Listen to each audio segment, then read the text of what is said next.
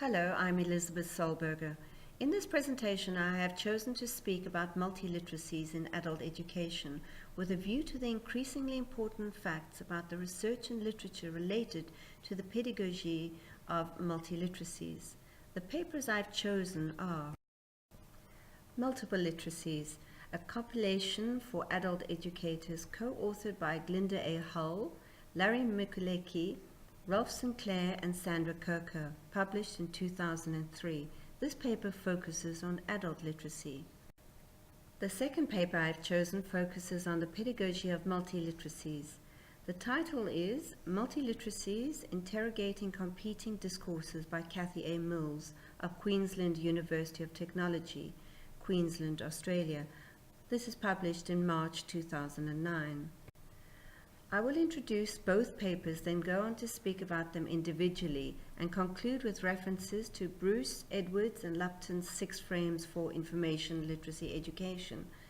First, to define MLT, multiple literacy theory framework, I've taken Diana Masney's descriptive that it is a framework that is a constant becoming, ever-changing, always extending and transforming, creating different perspectives of literacies.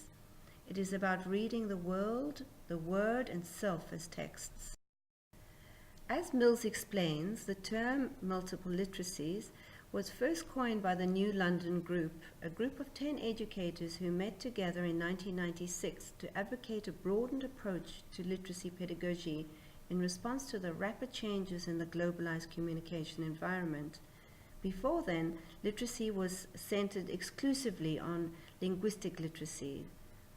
They proposed a pedagogy of multiliteracies to include multimodal textual practices, bringing together linguistic, visual, audio, gestural, and spatial, together with literacies that are culturally inclusive.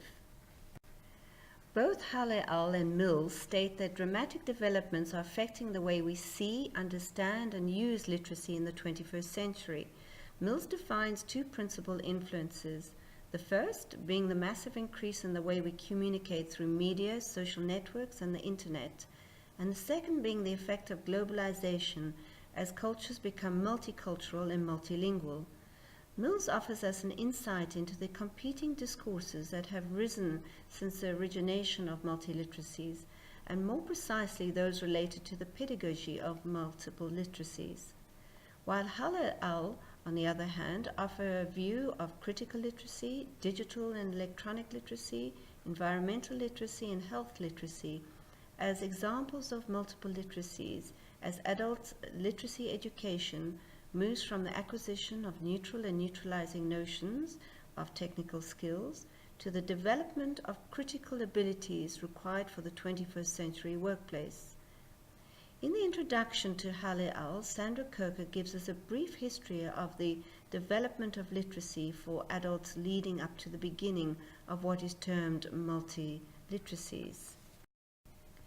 New literacy studies, which emerged in the 1980s and 1990s, describing literacy as social practices. 2. The influences of Paulo Freire on a view that includes social and cultural ways of reading the world for meaning, and then on to the increase and expansion of communication technologies, which is creating multiple ways of meaning making, and obviously with the potential to change cognitive processes. She explains the conventional understanding of literacy in the singular term as reading, writing, and numeracy. However, the compilation of Hull et al. Describe a pluralistic view of literacies in the education of adults, to include a wide range of literacies, though still accepting the criticism by Lakeshire and Noble in 2003, as they state that literacies cannot be separated or be identified in parts of literacy, but rather overlap, connect, and work together, intersecting with each other in social actions. This they do in an operational dimension, a cultural dimension, and a critical dimension. We look briefly at critical literacy and its role in adult literacy education, where Hull refers to Paulo Freire, author of Pedagogy of the Oppressed in 1970, who was himself influenced by Karl Marx.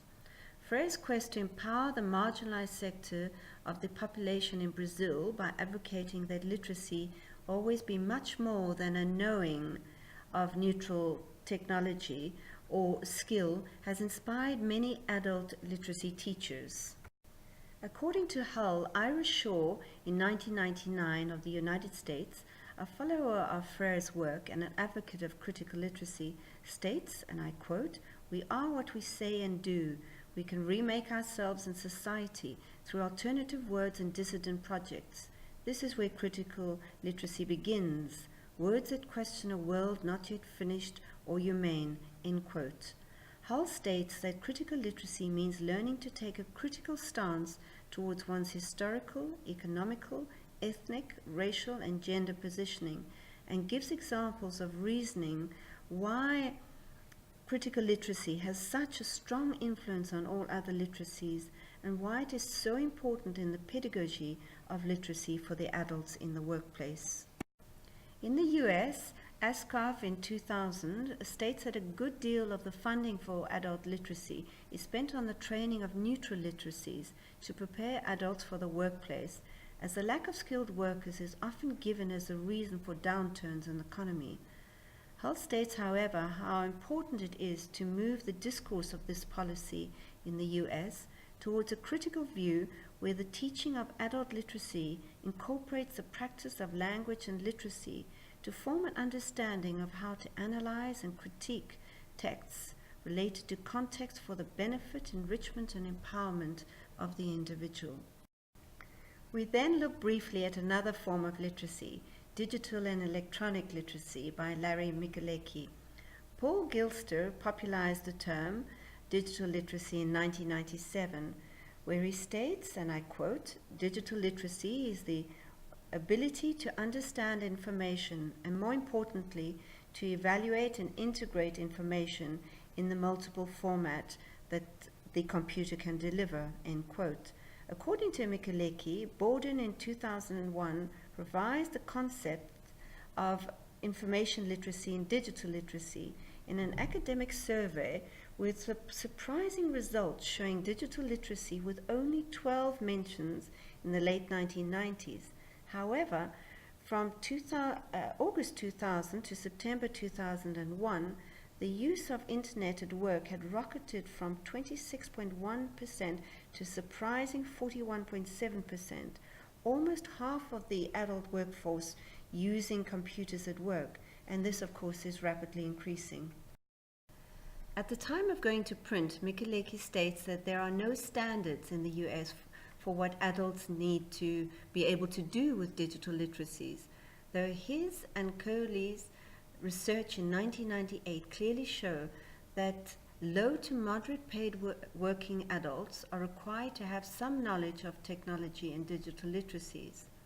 Michalecki states that the National Education Technology Standards for Students, the ISTE, in 1998, demands that standards for digital literacy for adult learners be moved from K-12, as adopted before for adults, to new learning environments in a multi-structured format which is student-centered and activity-based, thus creating critical thinking and informed decision-making.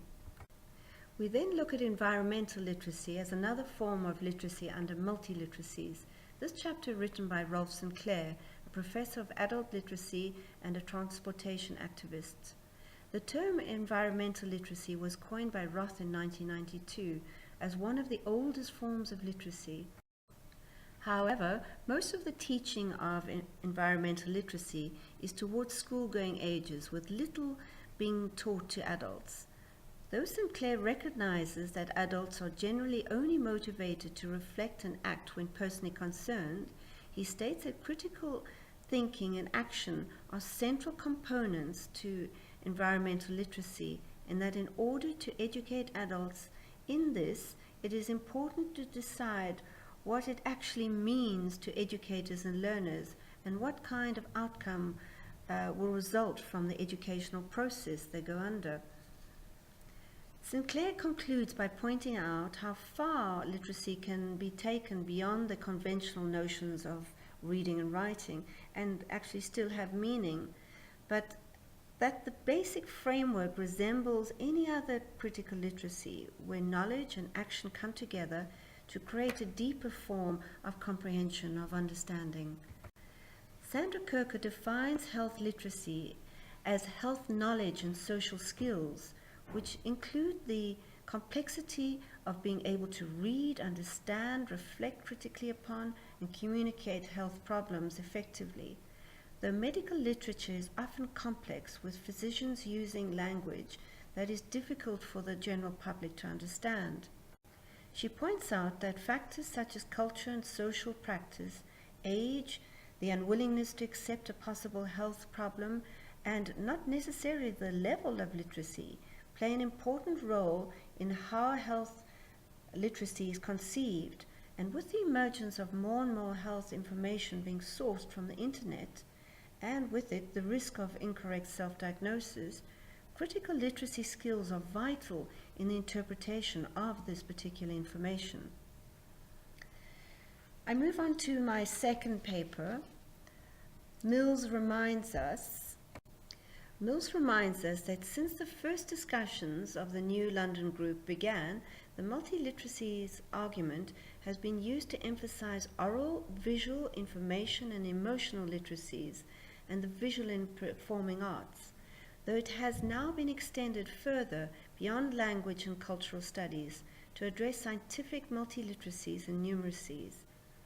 This discourse is positioned in the context of literacy pedagogy, with the key emphasis being the inclusion to the curriculum of modern multimedia texts, and the argument by some educators that this creates a marginalizing of traditional cultural heritage texts. Though Mills advocates that historically valued texts aren't necessarily what society and moreover children encounter today, nor do they represent present-time multicultural societies. This does not mean, however, there is no place for them in the curriculum today. With reference to a topic of her previous work in multimodality, Mills responds here to the criticism that multimodality is too broad for literacy curriculum by stating that multimodality texts are a direct representation of our rapidly changing, globalized textual environment. I will relate Mills' references to the pedagogy of multiliteracies, the how of multiliteracies, and the divided reaction towards the four related elements nominated by the New London Group, which are: the situated practice involves building in the life world experience of students, which is situating meaning making in the real world context. This I would relate to the relational frame. Overt instruction guides students to use an explicit meta-language of design. This I would relate to the competency frame. Information literacy is taught as a set of skills. The critical framing encourages students to interpret the social context and purposes of designs of meaning. This is the social impact frame on how information literacy impacts society. The final is a transformed practice, which occurs when students transform existing meanings to design new meanings, and again, this is the relational frame.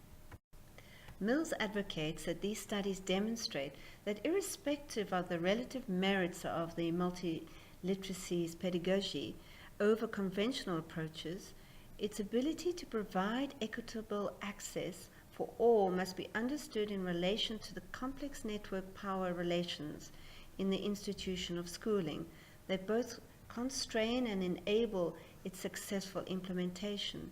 This I personally believe can be said as much in a working or higher education landscape. Thank you for listening.